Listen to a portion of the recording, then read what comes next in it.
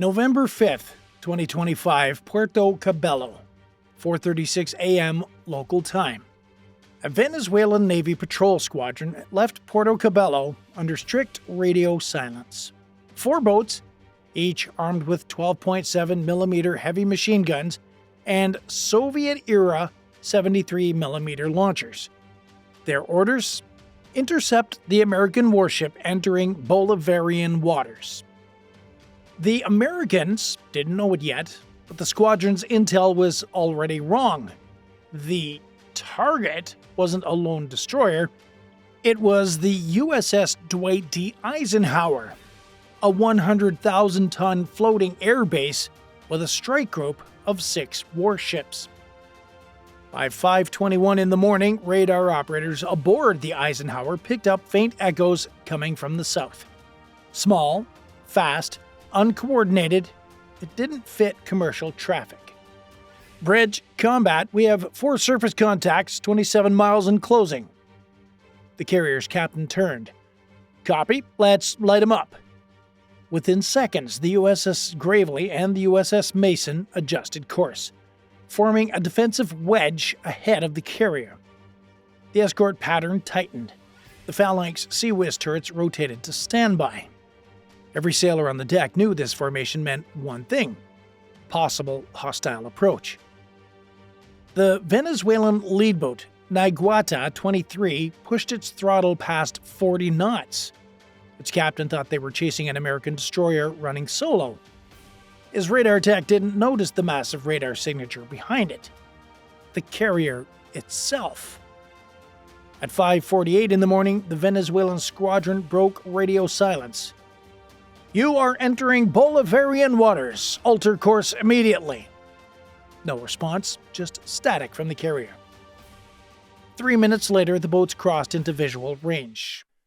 And that is exactly when every sailor on the Naiguata 23 realized their mistake.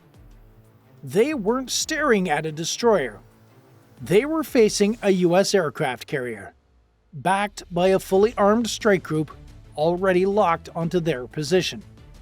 The Venezuelan boats didn't just stumble into any American ship. Nope. They had sailed straight toward one of the most lethal formations afloat, a U.S. Navy carrier strike group.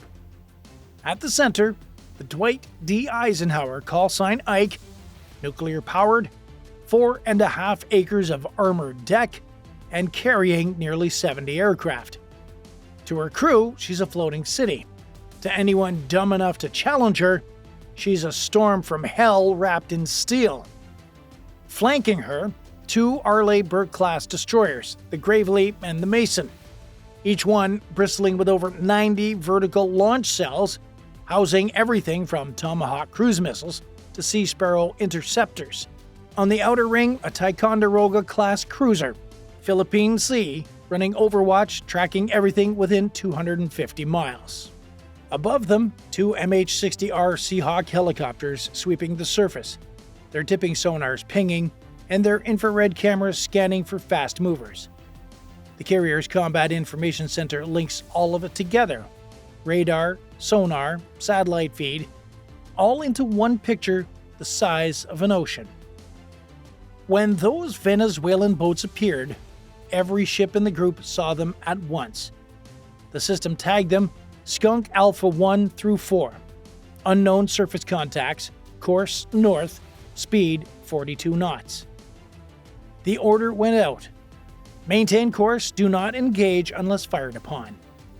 It's a simple rule, one built on experience. The US Navy doesn't blink first. They let you come close enough to realize just how big of a mistake you've made. And right now, 4 Venezuelan captains were about to learn that lesson the hard way. At 5:52, the radar operator aboard Gravely leaned forward in his seat. "Contact accelerating, bearing steady, they're not changing course." That single line turned the entire Combat Information Center into a live wire. On the main screen, 4 small blips crawled across the surface radar display, each now just 22 miles out. They weren't moving like smugglers. Smugglers will do everything they can to avoid detection. These boats were charging straight in, hard. The captain of the Gravely made the call. Broadcast on Maritime Emergency Channel. The radio operator keyed the mic. Unidentified Venezuelan vessels, this is United States Navy warship. You are operating in international waters. Alter course immediately. Nothing. The Venezuelan formation split. 2 boats stayed low, hugging the waves. 2 veered wide, forming a pincer pattern. That's not random navigation. That's training. Meanwhile, up on the Eisenhower's flight deck, crew chiefs scrambled to ready another MH-60R Romeo helicopter. Its job to get eyes on target. Within 2 minutes, the Seahawk's rotors were slicing through the humid Caribbean air. The pilot climbed to 500 feet, sensors on. Visual contact. 4 fast patrol craft, approximately 45 feet, painted navy gray, flying Venezuelan flags, guns mounted forward. The carrier's command center cross-linked the video feed to every ship in the formation. The image was crystal clear. Wakes slicing white trails toward the U.S. group. At 6:01, the Venezuelan lead boat locked on to radar return, Echo 2. Their intel sheet said that Echo 2 was the U.S. destroyer operating without carrier escort. A perfect target for a warning run. The idea was simple. Buzz close, fire a few warning bursts, film the standoff, and feed the footage straight to state media. Caracas wanted proof that their Navy could push back the Americans. But their data was 2 days old. Echo 2 wasn't alone anymore. Overnight, the carrier strike group had shifted position. The radar Echo they were chasing wasn't a destroyer. It was the USS Dwight D. Eisenhower, the flagship herself. From the Naguata 23's bridge, the American silhouette rising over the horizon looked wrong. Too large, too flat, too tall. The radar cross-section filled the entire scope. Their captain hesitated, thinking it was 2 ships side by side. Then the reflection of aircraft elevators and tower lights confirmed it. They were staring at an aircraft carrier. By now, the U.S. strike group had gone to full alert. Gravely and Mason shifted positions to block the small craft. Choppers maintained overhead eyes, and inside the Eisenhower's Combat Direction Center, every sensor was locked on to the Venezuelan formation. The Venezuelans, still trying to complete their demonstration, fired 2 short bursts into the water. Not aimed just for show. But, to a U.S. carrier on high alert, muzzle flashes are no joke. Gravely's fire control radar locked on instantly. Target tracking came to call. The Venezuelan boats suddenly found themselves lit up by multiple weapon systems. Alarms screamed inside their cabins. Missile lock tones they'd never heard before. In less than a minute, they realized what had gone wrong. They hadn't scared an American warship. They'd threatened a nuclear-powered carrier strike group with live weapons on standby. The Venezuelan commander shouted over the radio, voice shaking, "Cease approach! Cease approach! Disengage!" But it was already too late for calm words. The American response had already begun to unfold. 6:03. The carrier's Combat Direction Center went red. Not flashing lights, not sirens, just a calm professional voice. Condition 1, weapons release authorized for self-defense. On the destroyer Gravely, sailors manned the 5-inch gun. The Phalanx Sea Whiz turret rotated, tracking the fast boats automatically. Its barrel spinning at 4,500 rounds per minute, ready to shred anything that crossed the line. A single flick of a switch and the Caribbean would light up like the 4th of July. Above, the Seahawk helicopter dropped to 200 feet, holding a position over the approaching patrols. Its sensor operator could see men aboard the Naguata 23, bandanas, helmets, fingers tight on their triggers. Then came a tone in the Seahawk's headset. Fire control radar from the Venezuelan boat had locked onto the Gravely. That was the final trigger. "Bridge, we are painted," the pilot said. Copy, maintain eyes, do not engage unless fired upon.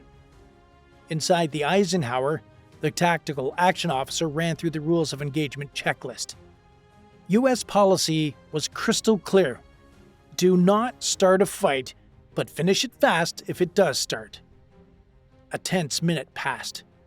Every gunner, every radar operator, every sailor just waited.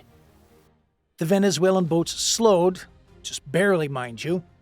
Then one boat accelerated again, skimming the surface at 45 knots straight toward the Gravely's bow. "Stand by countermeasures," came the call. Chaff pods armed, laser designators warmed up. One mistake, one burst too close, and it would all end in seconds. The Gravely's captain kept his hand steady. He knew the math.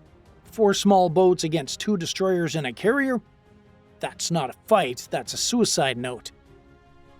At 6:06, the Seahawk reported, "One vessel has broken formation, turning away." Then another. Then the radar paints began fading, one by one. The standoff was breaking, slowly, but not peacefully. The American guns stayed hot. The radios stayed cold. Because everyone on deck knew, just because they were turning now doesn't mean it's over. 6:07. One of the Venezuelan boats, hull number 23, swung wide, looping back toward the carrier's southern flank. Whether it was confusion, pride, or poor communications, nobody knew. But to the Americans watching on radar, it looked like an attack run. "Contact, closing fast, bearing 210. Every ship in the strike group snapped into defensive geometry. The Mason adjusted course, moving between the carrier and the approaching contact. The Sea-Ram launcher rotated, missile hatches opening. One wrong move, and this would turn into a very short war. From the air, the Seahawk pilot called it out. "Lead Venezuelan boat is turning inside Mason's wake. Distance 1.5 nautical miles." That's just seconds away in naval time. Inside the Mason's Combat Information Center, the tactical watch officer's voice was calm but firm. "If that boat crosses 1,000 yards, engage with a warning burst. Copy, 1,000-yard line." As the Venezuelan craft raced closer, Mason fired 2 green flares, standard U.S. Navy sign for turn away now. No response. Then, the Venezuelan boat's gunner made a mistake that almost triggered everything. He racked the charging handle on his deck gun. Just one sound, metal against metal, picked up by the Seahawk's camera microphone. "Muzzle movement confirmed," the pilot called out. "Target within 900 yards. Gravely's captain raised his hand. "Hold fire, just a second longer." At 6:08, the Venezuelan boat suddenly veered hard to port, engines whining as it peeled away, throwing up white spray. The other boats followed, formation broken. Then word came over comms. "Contacts retreating. All units stand down weapons, maintain tracking." It had been a minute from a gunfight neither side wanted, but both were seconds away from starting. By 7 o'clock, the sea was empty again. No Venezuelan boats in sight, no engine echoes on sonar. The strike group held course, speed 20 knots, heading north. But the fight wasn't over. It was just moving to another battlefield. The political one. 2 hours later, Venezuelan state media released a short, grainy video. It showed their patrol boats racing across open water, overlaid with the narration claiming they had repelled an American incursion. In Washington, the Pentagon wasted no time. They published satellite images and full radar logs proving that the U.S. group had been operating inside international waters more than 80 miles from Venezuelan territory. The Navy called it reckless brinkmanship. Caracas called it sovereign defense. Both sides were technically right and completely unwilling to back down. Diplomats scrambled behind the scenes to cool things off. No shots fired, no injuries, just a near miss. But inside the fleet, sailors knew the truth. The difference between a near miss and a war can be as small as a misunderstood radio call or one nervous finger on a trigger.